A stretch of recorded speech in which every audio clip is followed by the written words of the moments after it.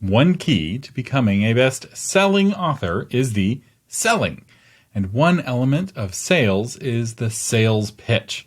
When authors think about pitching, they often think pitches are only for traditional authors who are trying to attract an agent at a writer's conference. But this is a mistake. You use your sales pitch all the time. In fact, you use it as an author every time you talk to someone about your book. This can be in person, it could be online, it could be on radio, and it's on the back of your book cover, even on TV.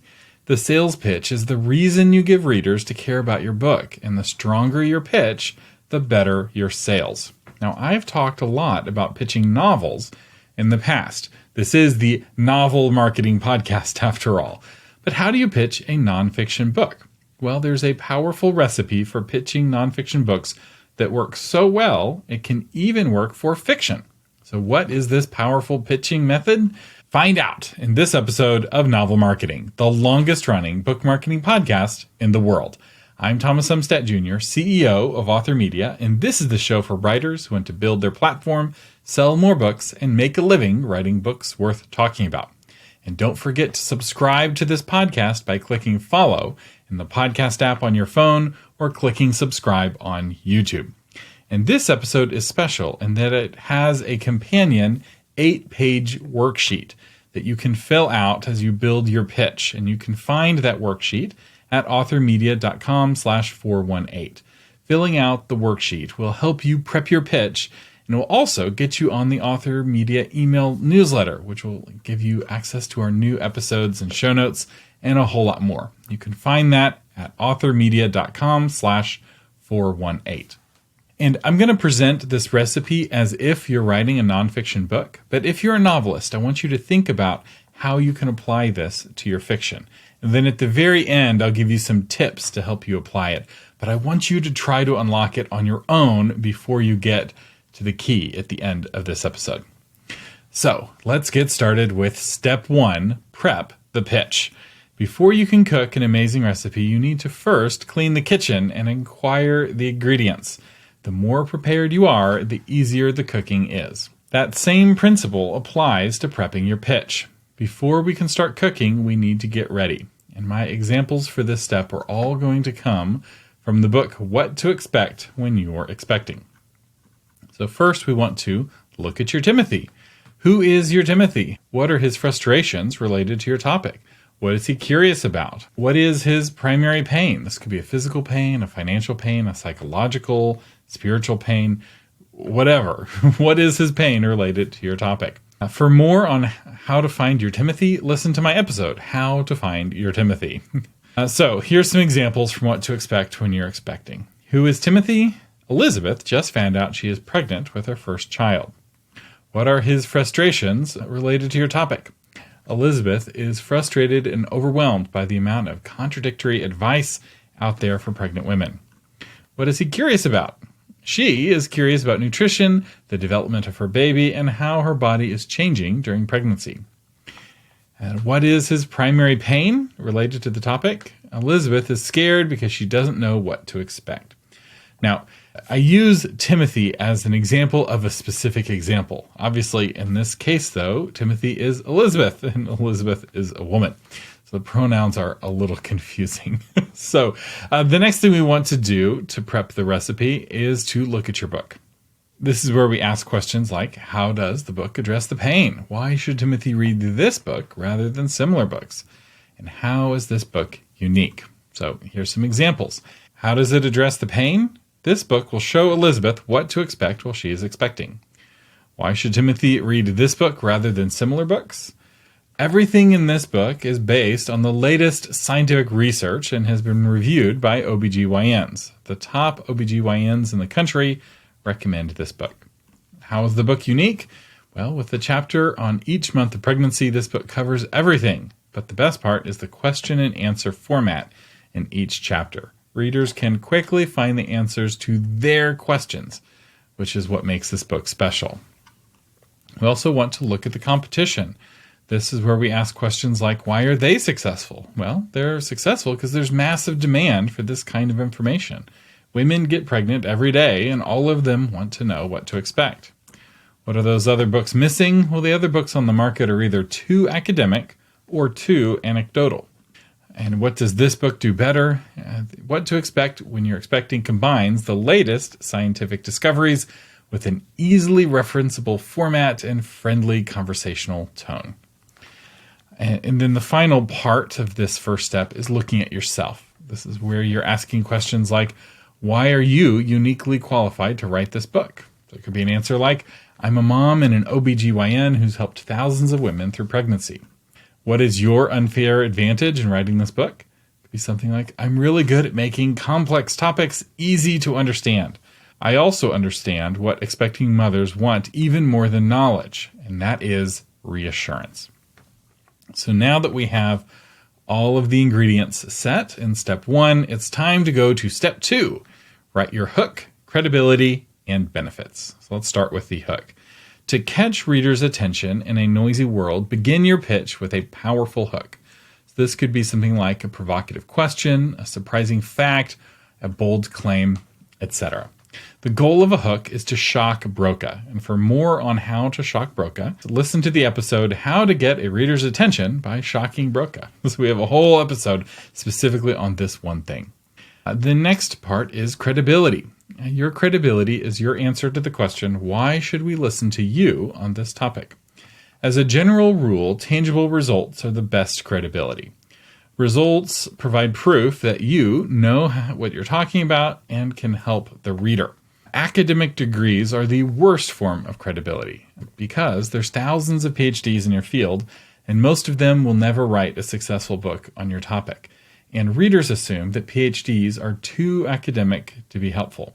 Sure, PhDs know knowledge, but can they convey that in a way that is easily digested? I know some authors who will specifically exclude the PhD from their name on the book because they don't want readers to think that this is an academic book. Now, that's internal credibility. The other path to credibility is external credibility. This is the journalistic approach, where instead of being an expert yourself, you rely on interviews with others to gain your credibility. And we have a lot more on this topic. For more on how to establish your credibility, check out my episode, How to Become a Big Name Author. This is a marketing psychology episode on authority. So we've talked about hooks and we've talked about credibility. Now let's talk about the benefits. One of the classic blunders in marketing is to sell features rather than benefits. For example, you could talk about how this oven uses convection to cook faster. Or you could call it an air fryer that uses air to fry things without the use of oil. It's the exact same product, but one name focuses on the features and the other focuses on the benefits. There are people who already own convection ovens who are going out to buy air fryers because they want to reduce the amount of oil they're cooking with, and they don't realize that the convection oven is the exact same thing. So when you talk about your book, make it an air fryer, not a convection oven. So here are some features that you may be tempted to feature that don't matter to readers. They won't help you sell your book. This is the topic. This won't work because there's hundreds of other books on your exact same topic in Amazon. How many pages the book is. That is, unless it's really, really short.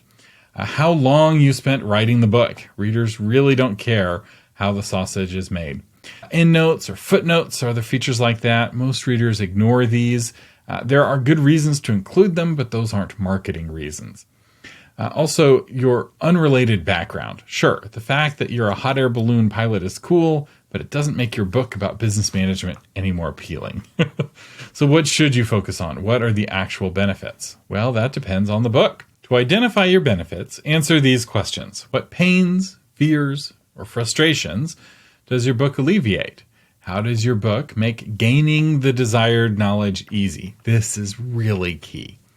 How does your book make someone's life better? How does your book save your reader time or money or pain or frustration or whatever else?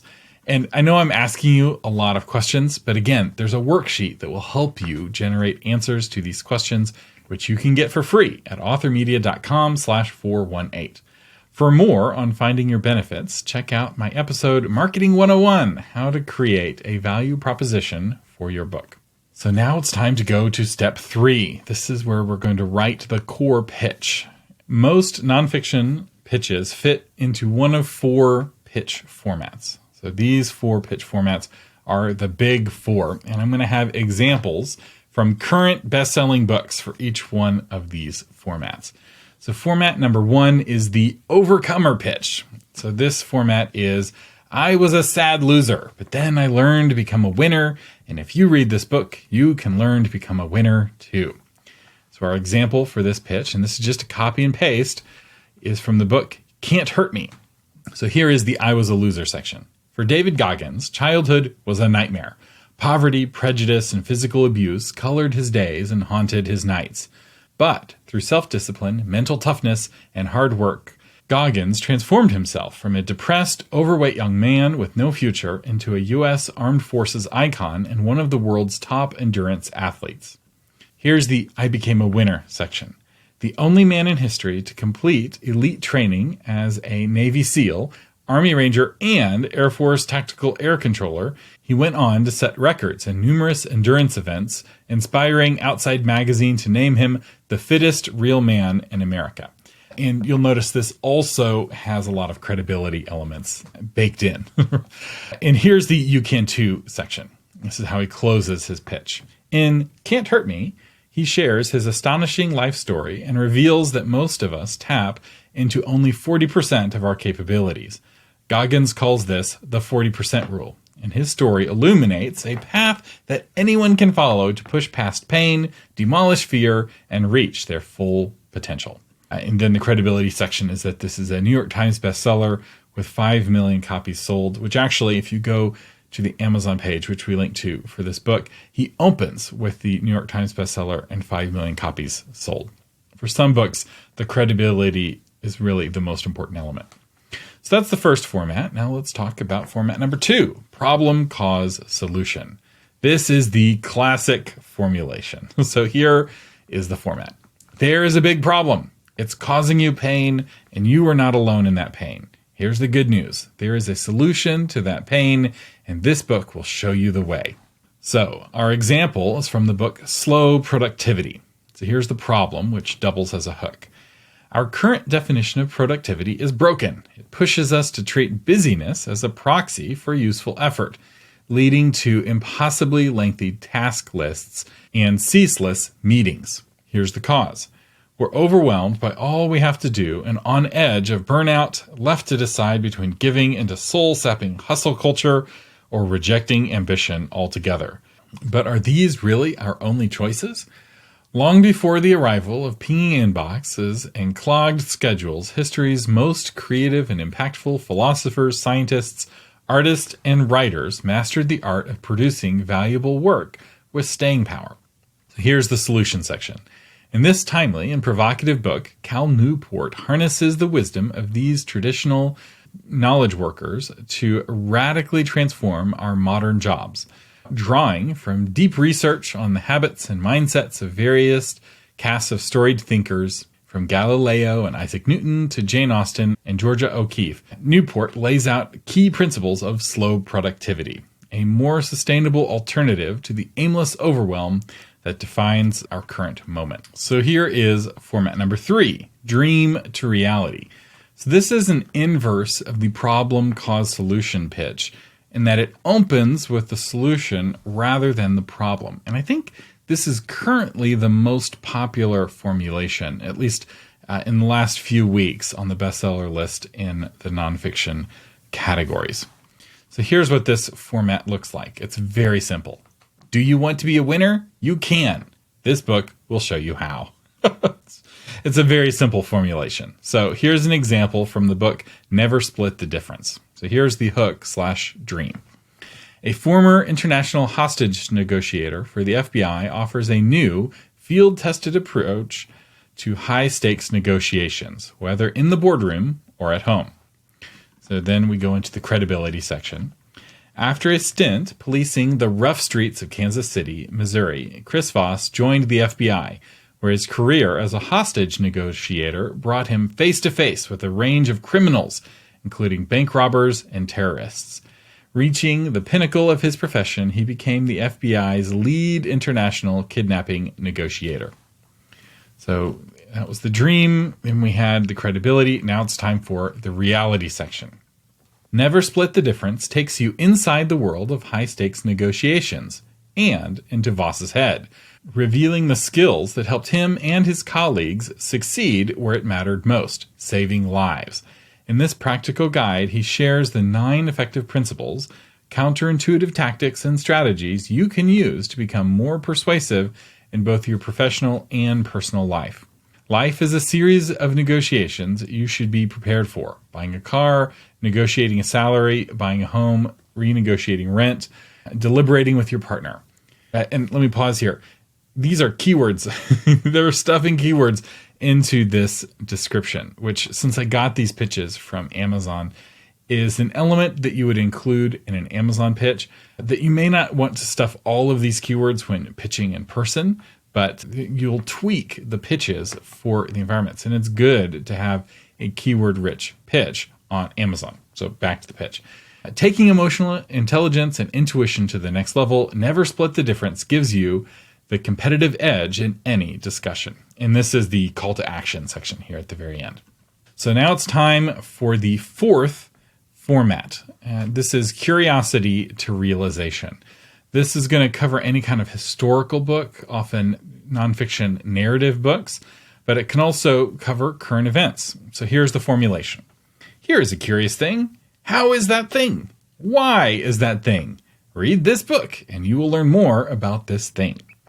So our example for this formulation's from the best-selling book, Bad Therapy. So here's the hook. In virtually every way that can be measured, Gen Z's mental health is worse than that of previous generations. Youth suicide rates are climbing. Antidepressant prescriptions for children are common. And the proliferation of mental health diagnoses has not helped the staggering number of kids who are lonely, lost, sad, and fearful of growing up. What's gone wrong with America's youth? So that's the hook. Now it's time for the Here's a Curious Thing section. In Bad Therapy, best-selling investigative journalist Abigail Schreier argues that the problem isn't the kids, it's the mental health experts. So now there's the credibility section. Drawing on hundreds of interviews with child psychologists, parents, teachers, and young people, Schreier explores the ways the mental health industry has transformed the way we teach, treat, discipline, and even talk to our kids. She reveals that most of the therapeutic approaches have serious side effects and few proven benefits. So here's the why is that thing section. Among her unsettling findings, talk therapy can induce rumination, trapping children in cycles of anxiety and depression. Social emotional learning handicaps our most vulnerable children in both public and private schools.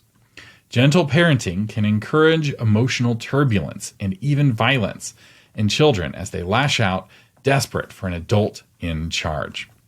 Mental health care can be life-saving when properly applied to children with severe needs.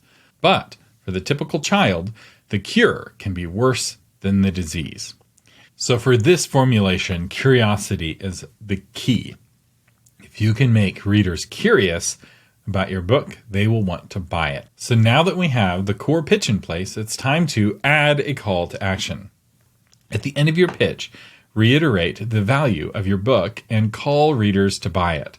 Give them one final hope that the pain can go away, the problem can be solved, or the dream can be achieved, or that their itch of curiosity can be scratched. This could be as simple as saying, buy now to start learning, understanding, improving, or whatever your offer is. But this is your chance to restate one of the benefits connected with the call to action. And now it's time for step 5, which is where we're going to put it all together. It's in this step, if you're going through the workbook, that you actually write your pitch. You're going to take all of those elements and you're going to connect the hook, the core, the benefits, and the call to action into one full pitch that works for you and your book.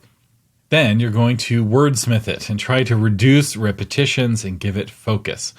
You want to work on removing every unnecessary word. Although remember, if you're putting this on Amazon, you want to make sure to include keywords that readers might be searching for. So here's an example of it all put together for the incredibly popular book, Atomic Habits. So here's the hook. If you're having trouble changing your habits, the problem isn't you. The problem is your system. Bad habits repeat themselves again and again, not because you don't want to change, but because you have the wrong system for change. You do not rise to the level of your goals, you fall to the level of your systems. Here, you'll get a proven system that can take you to new heights. So here's the core part of the pitch and the credibility part. James Clear is known for his ability to distill complex topics into simple behaviors that can be easily applied to daily life and work. Here, he draws from the most proven ideas from biology, psychology, and neuroscience to create an easy-to-understand guide for making good habits inevitable and bad habits impossible. Along the way, listeners will be inspired and entertained with true stories from Olympic gold medalists, award-winning artists, business leaders, life-saving physicians, and star comedians who have used the science of small habits to master their craft and vault to the top of their field. Now here's the benefits section, and in this book it's a bulleted list. Learn how to make time for new habits even when life is crazy, overcome a lack of motivation and willpower, design your environment to make success easier, and get back on track when you fall off course, and much more. And then he closes with his call to action, which doubles as a summary. Atomic Habits will reshape the way you think about progress and success and give you the tools and strategies you need to transform your habits.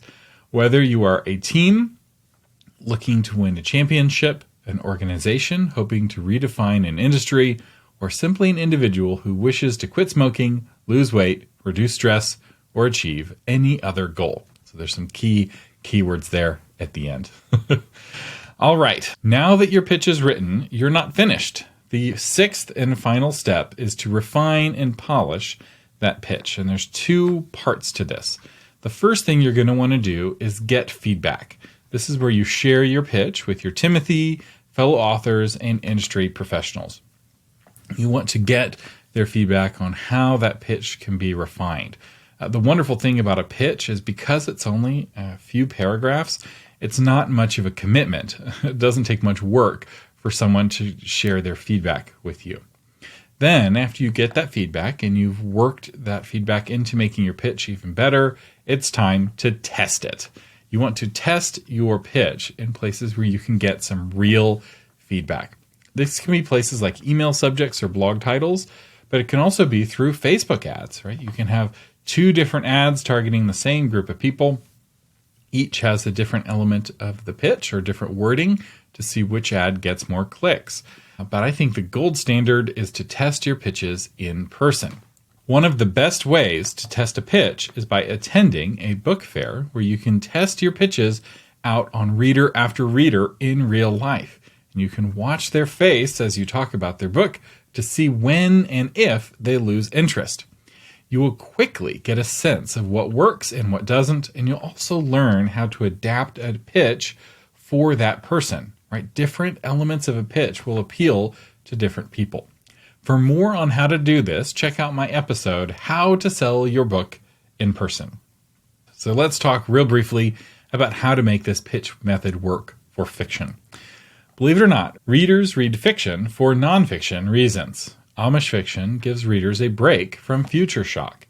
Fantasy makes readers feel like they can slay dragons, and mystery is the fun of solving puzzles and the comfort of knowing that justice wins in the end. Now, your genre will have specific psychological reasons that draw readers to that genre, and you can employ this pain relief pitching technique once you identify that psychological itch that your genre scratches. Now, if you're struggling with figuring out what that is, I have an episode to help. It's called The Psychological Reasons Readers Read Books. And once you understand why readers read your genre, you can use any of the pitch formulations we talked about for your fiction book. I'd like to thank our new April 2024 patrons of Ann Roker, Mary Lester, Isabel Elias, Rob, Linda Ferguson, Joan Patterson, Brian Giles, Pamela Blake, April, Christina Fate, Chris, and Tommy Whitehead. Thank you so much for being patrons of the Novel Marketing Podcast. Thank you for your support that keeps this podcast on the air. Episodes like this one were a lot of work to research, and the worksheet was no joke to put together. And I really appreciate your support, allowing me to spend the time to make that worksheet and to record this episode. Audio engineering is by William Umstadt. Blogification is by Shauna Lettler. And you can find the blog version of this episode and the worksheet at authormedia.com/418. I'm Thomas Umstadt Jr. saying thank you for listening and live long and prosper.